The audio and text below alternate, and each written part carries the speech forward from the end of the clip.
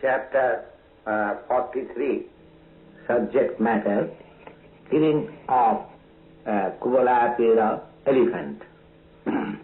Now, both Kṛṣṇa and Balarāma, and the next morning after getting their bath and finishing all other morning duties, they could hear the beating of the drums and kettles in the wrestling camp, and therefore immediately they prepared themselves to proceed to the spot to see the fun. When Kṛṣṇa and Balarāma reached to the gate of the wrestling camp, they saw that on the door there was a big elephant of the name Kuvalayapīḍa, and completely taken care by its caretaker. The caretaker was purposely blocking the door by keeping the elephant in front of entrance.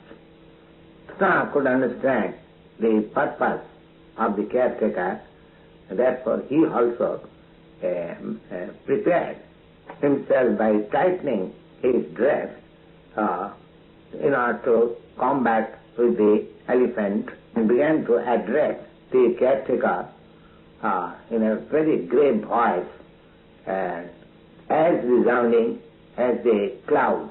You misbehaving caretaker of the elephant, immediately give me way to pass through the gate. If you put obstruction, then I shall send you to the house of death personified along with your elephant. The caretaker on the head of the elephant, being thus insulted by Kṛṣṇa, became very much angry, and in order to challenge Kṛṣṇa as it was previously planned, he agitated the elephant for attacking Kṛṣṇa, and the elephant appeared before Kṛṣṇa as if it was the death personified, inevitable. The elephant immediately rushed towards Kṛṣṇa and tried to catch him by his trunk, but Kṛṣṇa very dexterously immediately moved towards the end of the legs of the elephant. The elephant, being able only to see up to the end of its nose, it could not see Kṛṣṇa hiding behind his legs, but still it tried to capture Kṛṣṇa with his trunk, and Kṛṣṇa also very quickly escaped its capturing and went back to the elephant and immediately captured its tail. Thus capturing the elephant by its tail, Kṛṣṇa began to pull it forward with very great strength, and the elephant was pulled down at least for 25 years, and the whole incident appeared as if Garuda drags an insignificant snake. Now Kṛṣṇa pulled down the elephant this side and that side, right and left, exactly like he used to do by pulling on the cuffs by capturing the tail in his childhood.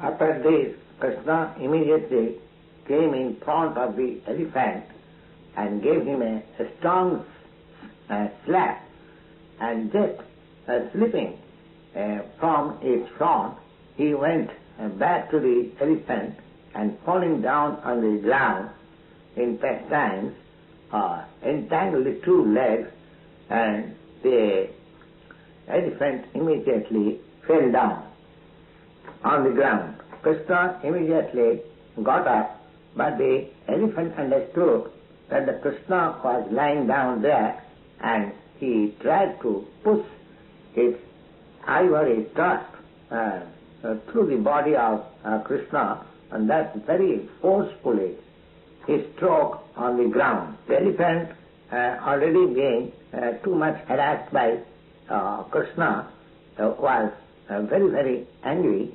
but at the same time the caretaker on his head was continuing to agitate the elephant to attack Kṛṣṇa vehemently. The elephant thus began to rush towards Kṛṣṇa very forcibly. As soon as the elephant came in front of Kṛṣṇa, he caught hold of the trunk, immediately pulled down it on the ground.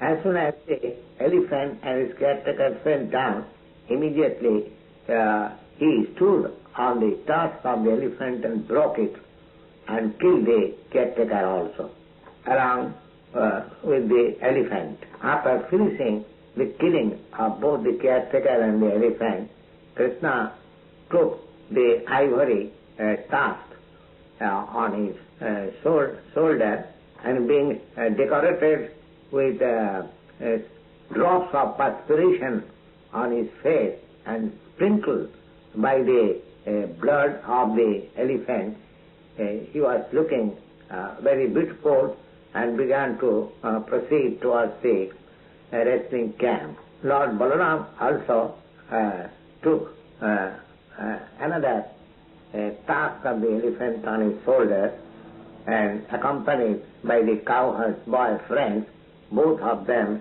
entered the arena of wrestling. Next paragraph. When Kṛṣṇa was entering the arena of wrestling camp along with Balaram and his cowherd's friends, he appeared to the different people in different humor.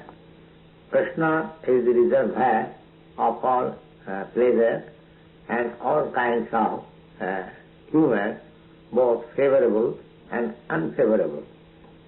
He appeared to the wrestlers present there exactly like thunderbolt. To the ordinary people in general, he appeared to be the most beautiful personality. To the females, he appeared to be the most attractive male, increasing their lust as if the Cupid personified. The cowherdsmen who were present there looked upon Kṛṣṇa as their own kinsman coming from the same village of Vrindavan. The dishonest Kshatriya kings who were present there saw him as the strongest ruler for themselves, and to the parents of Kṛṣṇa, Nanda, Jashoda, he appeared to be the most loving child. To Kṛṣṇa, the king of the Bhoja dynasty, he appeared as if death personified. To the less intelligent persons present there, he appeared to be incapable personality. The yogis who are present in the arena, he appeared to be the supreme soul. To the members of the Vishnu dynasty, he appeared to be the most celebrated descendant. In this way, appreciated by different kinds of men present there, Kṛṣṇa entered the arena of wrestling place along with Balaram and his cowherd boy friend. Kṛṣṇa, after understanding that Kṛṣṇa had already killed the elephant of the name Kuvalayapīḍa, could know that Kṛṣṇa was formidable, and thus he became very much afraid of him for his life. Both Kṛṣṇa and Balaram had long hands and beautifully dressed, and therefore both of them were attracting all the people assembled there. Kṛṣṇa and Balarāma were so nicely dressed as if they are to act on the dramatic platform, and thus they were drawing the attention of all people present there. Next paragraph, the citizens of Mathura city were also present there. After seeing Kṛṣna, the Supreme Personality of Godhead, became very, very much pleased and began to look on his face with unsatiated glance, as if they were drinking the nectarine of heaven by seeing his face. All of them were seeing Kṛṣna with so great interest, as if they appeared that not only they were drinking the nectarine of seeing his face, but they were smelling the flavor of his body, and they were licking up the taste of his body, and they were embracing Kṛṣna and Balarāma with their arms. Then they began to talk amongst themselves about Kṛṣna Balarāma, that so long as they heard about Kṛṣna and Balarāma, about their beauty and activities, now they are seeing personally, face to face. They thought that Kṛṣna and Balarāma must have been two plenary incarnations of the Supreme Personality of Godhead Narayan, now appeared in Vrindavan. They also began to remember the incidents of Krishna's birth and his taking away immediately to Gokula at the care of Nanda Maharaj, and they began to talk that so long Kṛṣna and Balarāma, although they are sons of Vasudeva, they were raised by Nanda Maharaj and his wife in Vrindavan, and now they have come to Mathura to favor them. They began to remember all the past activities of Kṛṣna, his killing of the demon Putana, his killing of the Tinavata demon as whirlwind, and his delivering the two trees, twin brothers, Jamalajun, his killing of the Shankhachu, his killing of the Kesi demon, the Dhenukasur, and many other demons who were killed in Vrindavan one after another. They also remember that Kṛṣna saved all the cowherds men of Vrindavan from devastating fire. He chastised also the Kaliya snake in the water Jonah, and then he cut down the false pride of the heavenly king Indra. Remember that Kṛṣna in one hand only held up the great hill Govardhan for 7 days continually, and thus he saved all the people of Gokula from incessant rain, hurricane and hailstorm. And they began to remember also the most enlivening activities of Kṛṣna, that all the damsels of Vrindavan were so much pleased by seeing Kṛṣna's beauty and participating with his activities that they did not know what is the terms of condition of material existence. Simply by thinking of Kṛṣna and seeing Kṛṣna, they forgot all thoughts of fatigueness. Then they discussed about the dynasty of Jodu, the members of which were present there, and they began to talk. An account of Kṛṣna's appearance in this dynasty, they would remain ever fresh in the history of the world. They would continue to be the most celebrated family in the whole universe.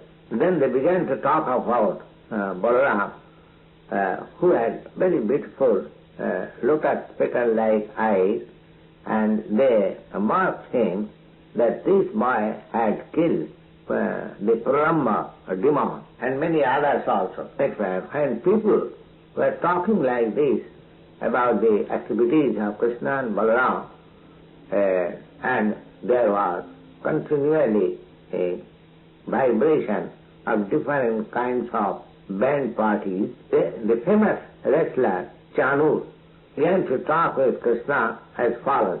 He said, "My dear Kṛṣṇa, Balarāma, we have heard about your past activities. You are great heroes, and therefore the king has called you in this wrestling place, and we have heard that you are very strong by your arms, and the king and all the people present here desire to see the rehearsal of your wrestling capacity. Every citizen should be as good as to please the mind of the ruling king, and in that way the citizen attains all kinds of auspiciousness. And one who does not like to do that, he does not become happy on account of anger of the king. You are all cowherds boys, and we have heard that while tending your cows in the forest, you enjoy your time by wrestling amongst yourselves. Therefore, we wish that you may join with us in wrestling activities, so that all the people present here along with the king will be so much pleased upon us." Kṛṣṇa immediately understood the purpose of the statement of Chanu, and he prepared himself for wrestling with them, and according to the time and circumstances, he began to say as follows. Kṛṣṇa said, "You are the subject of king of Bhoja, and you live in the jungle, and we are also indirectly his subject, and we try to please him as far as possible, and this offer of wrestling to us is a great favor of him. But the thing is that we are simply boys. We sometimes play in the forest of Vrindavan with our friends of equal age. Therefore we think that to combat with persons of equal age and strength is good for us. Otherwise, if we fight with great wrestlers like you, I think it will not be good for the audience here. It will go against their religious principles." In other words, Kṛṣṇa indicated that they were celebrated very strong wrestlers. They should not challenge Kṛṣṇa and Balarāma to combat. In reply to this, Chanu said, "My dear Kṛṣṇa, we can understand very well that you are neither child nor young man. You are transcendental to everyone, and similarly your big brother Balarāma is also of the same category, because you have already killed one elephant, Kuvalayapida, whom we understand was capable of fighting with thousands of other elephants, and most wonderfully you have killed them. On the evidence of your strength, it behoves that you should compete with the strongest wrestler amongst ourselves. I therefore wish that I shall combat with you, and your elder brother Balarāma will combat with Mustik. Thus ends the Bhaktivedanta purport of the 43rd chapter, Krishna, in the matter of killing of the Kuvalayapīḍa elephant.